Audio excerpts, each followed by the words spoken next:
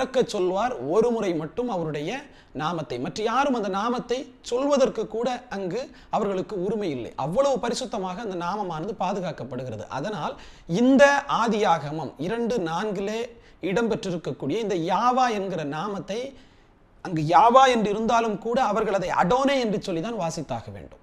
அடோனை, அடோனே என்கிற சொல் எஜமான் என்கிற சொல்லுக்கு நிகரான ஒரு எபிரேய பதம். இந்த எஜமானை ஆங்கிலத்தில் குறிக்கக்கூடிய சொல் தான் லார்ட். இப்போ லார்ட் என்று சொல்லி பல தேவர்களை குறிப்பிடுகிறார்கள். லார்ட் சிவா, லார்ட் விஷ்ணு, அநேக மதத்தை சார்ந்தவர்கள் இந்த லார்டை பயன்படுத்துவதை நம்ம பார்க்க முடியும். இன்னும் பார்த்தீங்கன்னா நீதிமன்றங்களில் கூட மை லார்ட் என்று சொல்லி வாதிடுவார்கள். அநேக நிலங்களை வைத்திருப்பவர்கள் லேண்ட் லார்ட் என்று சொல்லி கூட நம்ம குறிப்பிடுவோம். இப்போ லார்ட் என்பது அனைவரும் பயன்படுத்தக்கூடிய ஒரு பொது சொல். அது இறைவனுடைய பெயராகிவிட முடியாது. எதற்காக அது அந்த இடத்துல அளவிடப்பட்டது என்று சொன்னால், அவருடைய நாமம் பரிசுத்தமானது. இந்த வேதம் புறஜாதிகளுக்கெல்லாம் மொழிபெயர்க்கப்படப்படுகிறது. அவர்களுடைய உதட்டு பரிசுத்தமாக இருக்கிறதா இல்லை அசுத்தமாக இருக்கிறதா என்று சொல்லி நமக்கு தெரியாது. அவர்கள் இதை வீணிலே வழங்கிவிடக் கூடும் என்பதற்காக, அந்த கட்டளையை அவர்கள் கடைபிடிப்பதற்காக அந்த இடத்துல ஒரு புனைப்பெயர் அங்கு வைக்கப்பட்டது. அதுதான் அடோனை. அந்த அடோனையை தழுவிதான் லார்டு வந்தது. அந்த லார்டு என்பதை மொழிபெயர்க்கிற போது கர்த்தர் என்று சொல்லி இன்னைக்கு என்னுடைய கையில் இருக்கிறது. இப்படி அவருடைய நாமம் நமக்கு இன்னும் தெரியவில்லை. அதான் கர்த்தர் யார் என்கிற கேள்வி மிக முக்கியம் வாய்ந்தது அப்படிங்கிறத நம்ம பார்க்கிறோம்.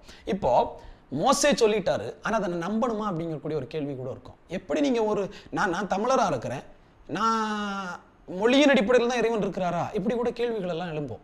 மோசே சொன்னது உண்மைதானா என்கிற கேள்வி கூட எழும்போம். அதாவது நீங்கள் வேதத்தை நீங்கள் நம்புகிற போது, நான் இந்த மதத்தை சார்ந்தவன் என்றோ நான் இந்த இனத்தை சார்ந்தவன் என்கிற கண்ணாடியை போட்டுக்கொண்டு நம்ம பார்க்கக்கூடாது. அதை கலத்தி வைத்து விட்டு, ஏன்னா ஆபிரகாம்கிட்ட சொல்கிறார், உன்னுடைய இனத்தையும் உன்னுடைய ஜனத்தையும் விட்டு விட்டு வா என்று சொல்லி. அப்படி இருக்கிற போது மாம்சத்தை கலந்து வைத்து தான் நம்ம ஆன்மீகத்தை தேடவே முடியும். இப்போ இந்த இடத்துல மோசே சொல்லுகிற வாக்கியம் உண்மைதானா என்பதை ஆராய வேண்டியது இருக்கு. த காட் ஆஃப் த ஹெப்ரோ, இவர் எபிரேயர்களின் தேவன் தானா? ஆதியாகமத்தினுடைய புஸ்தகம் 14வது அதிகாரம் அதனுடைய 13வது வசனத்தை வாசிக்கிற போது, தப்பி ஓடிய ஒருவன் எபிரேயனாகிய ஆபிரகாமிடத்தில் வந்து அதை அறிவித்தான். தப்பி ஓடிய ஒருவன் எபிரேயனாகிய ஆபிரகாம் என்று சொல்லி குறிப்பிடுகிறது.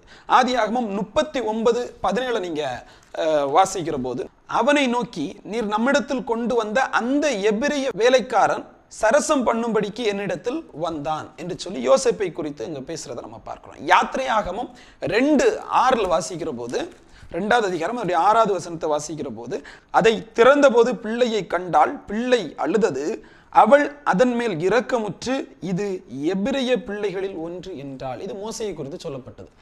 ஆதியாகமத்திலிருந்து வரிசையாக நீங்கள் யாருடைய பெயரை நீங்கள் பார்த்தாலும் அவர்கள் எபிரியர்கள் என்கிற குறிப்பை இந்த வேதம் கொடுத்து கொண்டே இருக்கும்.